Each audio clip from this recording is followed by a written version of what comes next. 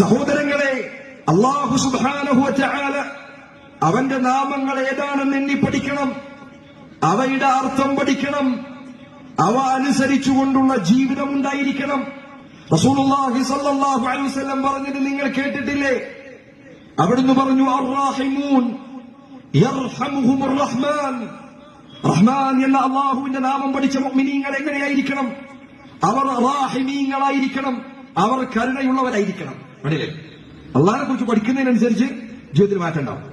സുബ്ഹാനല്ലാഹ്, ഞാൻ നിങ്ങൾക്ക് ഉറപ്പു നൽകാം, നിഷ്കളങ്കമായ ഹൃദയത്തോടുകൂടി അല്ലാഹു സുബ്ഹാനഹു വ തആല സത്യത്തിലേക്ക് എത്തിക്കണമെന്ന ആത്മാർത്ഥമായ പ്രാർത്ഥനയും ദുആവുമുള്ള അവസ്ഥയിൽ ഒരാൾ അല്ലാഹു ആരാണ് എന്നത് പഠിക്കാൻ ശ്രമിച്ചാൽ അവന്റെ തൗഹീദ് ശരിയാണ്, അവൻ തൗഹീദിൽ പഴക്കുകയില്ല.